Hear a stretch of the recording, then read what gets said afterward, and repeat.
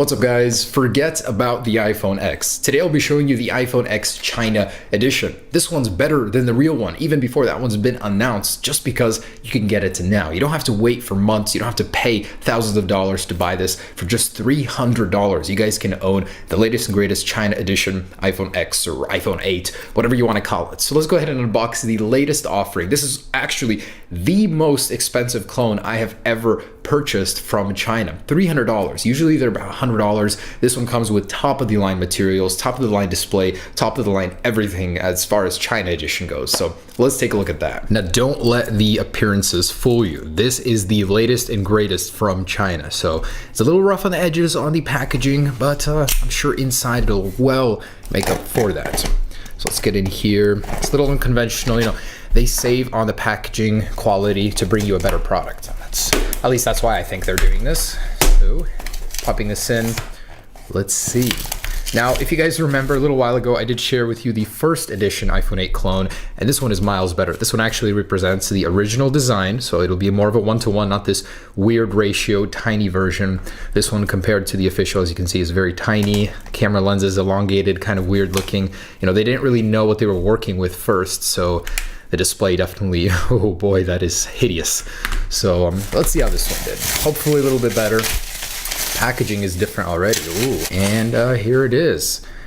Very nice. So definitely more representative of the final product here.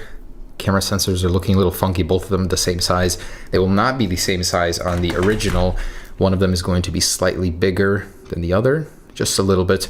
But here it is, iPhone. Pretty okay. Let's see what it says.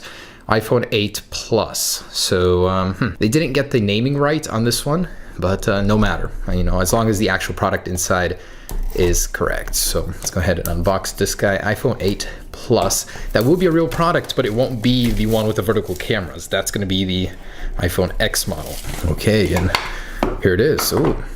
Definitely a little bit more accurate inside. We've got this. Still no Apple stickers. The day a clone comes with Apple stickers is the day I will cry on camera for the first time. And this guy feels solid. It feels very hefty. That's nice. The feeling of premium quality just because it's heavy. We've got our accessories here. Unfortunately, no bundled AirPods this year, but we do have these.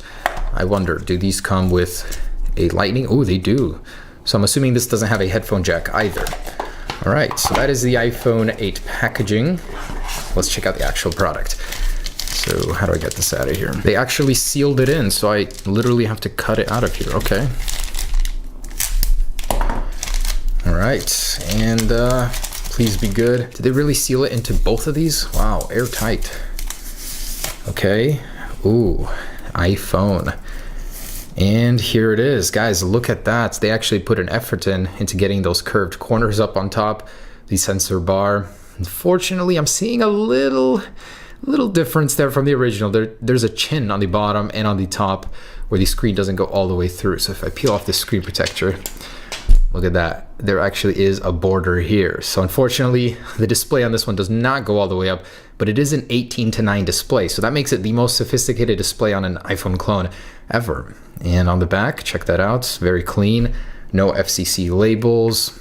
Looks definitely in tune with more of the original here. So this is an early look, but still pretty dang good for the real deal, or the real clone deal. Camera lens looks definitely better than this one. You know, this design in general, I do like it. I mean, I don't see why people are disliking it. It looks cool, something different. Let's go ahead and power it on. And by the way, this has the longer power button here, and hopefully it's charged up here. On the bottom, we got our lightning port, stereo, well, just speakers for now, and then this one might have a stereo speaker up here, who knows. Tiny status bar cut out there, the speaker grill. There it is. Dang, that's not bad. That gives you a huge user experience, and that's a very sharp display. So you definitely get what you pay for with this. $300 for a clone is no laughing matter. Let's see how the software does, though. Does it make up for the price? So build-wise, I definitely say it's definitely the most well-built clone I've felt. Metal border there. This actually might be glass on the back, and not sure how I feel about this. Is it a resistive touchscreen? All right, so press home to open. They actually included a virtual on-screen home button on this guy, And as we saw in some of the earlier concepts, that is how you're going to operate the home button on this one. On the real one, we're going to see some sort of gestures. And as you can see, double tap there opens up the app switcher. Okay, get started on home. No thanks. So what do I have to click? Double tap to go home every single time? Are you serious? It does not go home from one tap. Interesting. That's kind of annoying. Ooh, there's Control Center. So they did copy the iOS 11 Control Center even. That's funny. Ooh, that works very well, surprisingly. It's a very bright display. Furry clone, very good. And I wonder if it can be adjusted and controlled. This is actually the first time I've actually seen an iOS 11 running clone. So that's kind of cool. You actually hold on these and they open up the platters. I wonder if it has 3D touch. Seems like it doesn't, definitely. Let me see. How do I activate Siri? Do I hold this? And nothing.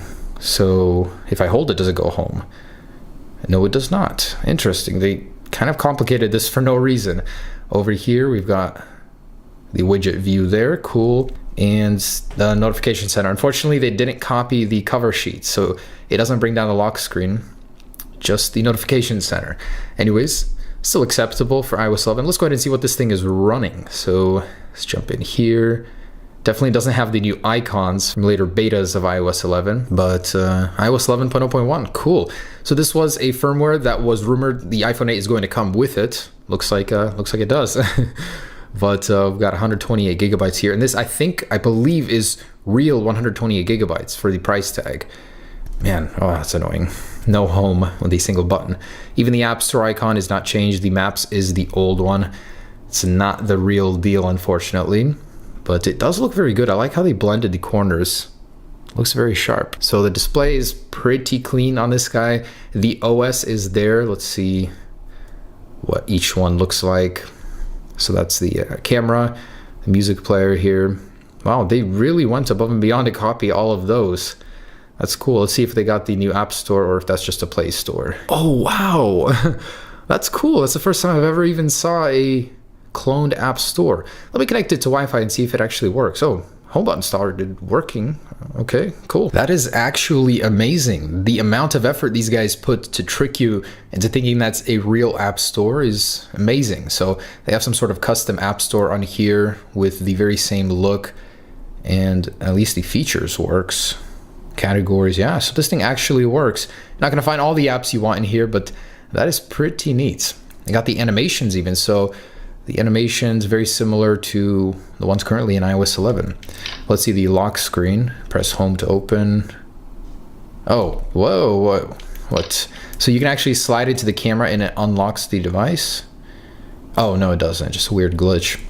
All right, that's kind of interesting. It's just funny for me to go through this and see how they program this thing compared to the real deal. And look, here is the real App Store. So if you want the Play Store, not the BS one over here, you're gonna find that in the extras. So what else? What else could I show you guys? I got Safari, definitely cloned that one.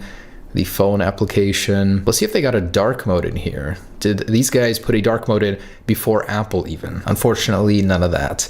And automatic backlight setting is still in here. They didn't move it. Let's see what kind of wallpapers they got in here. If they got the same. Yeah, they actually got the same. So none added, none removed either. That's funny. They even copied the iOS 11 calculator look. So that attention to detail certainly is there. Unfortunately, I wasn't able to get Siri working, which I'm sure they don't even have. It'd probably be a Google Now overlay.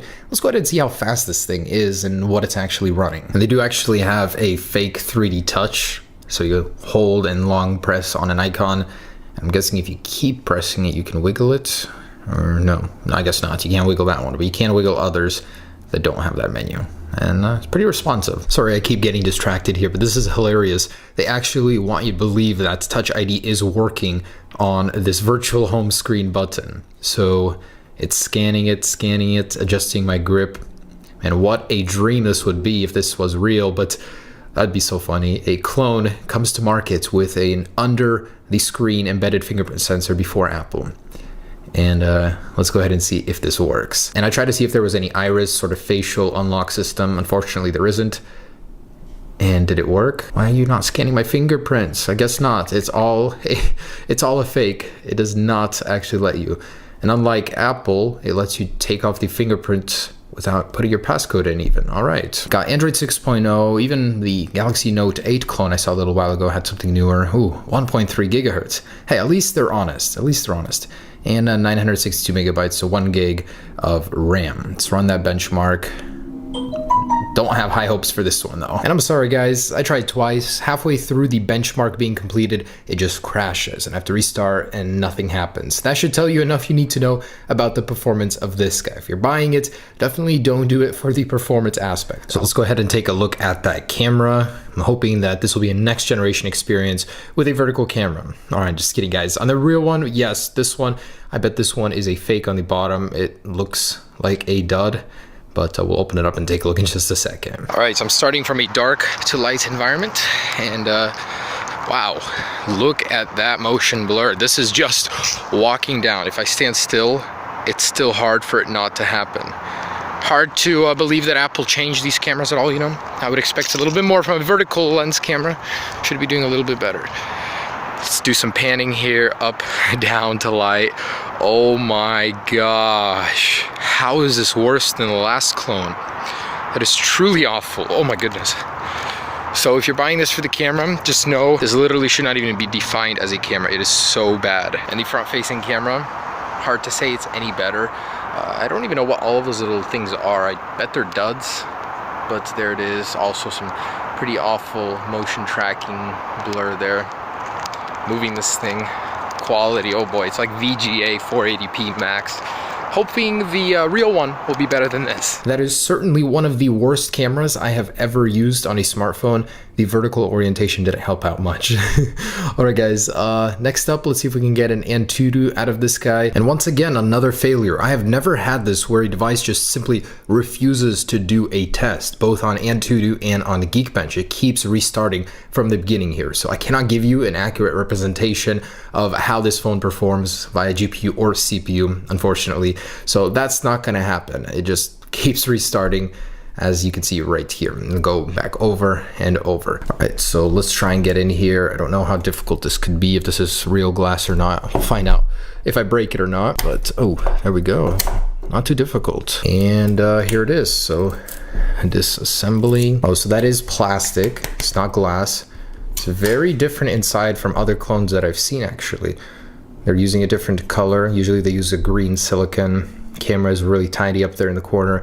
Very neat battery, not those usual silver plated. It looks very clean inside. I like that. For a clone, that's very impressive. So this one is more reminiscent of an iPhone inside. Usually they're split up with a whole logic board down here and then the battery up here or vice versa. And this one is all over the place. It's kind of cool. Can't tell if this is a dud though. Most likely it is, as the camera is straight awful. We have little slots here for an SD card if you want to expand your storage. Made it easy for you. So overall, pretty cool. All right, guys, so there it is, the iPhone 8 Plus or iPhone X clone before the official release. Hope you enjoyed that. Would I recommend this at $300? Oh dear, no way. I mean, if you want to have this at a fraction of the price of the original, just to see the design for yourself, just to show off without actually having to spend $1,000, sure, go ahead. But I would not recommend it at $300 for a daily driver. You can buy an iPhone SE at that price used, and it'll do so much better than this. Anyways, hope you enjoyed it. As always, just a funny clone video, nothing meant to be used as an original. Hopefully they'll have some better clone versions in the future, but this is the best iPhone 8 clone yet. Peace.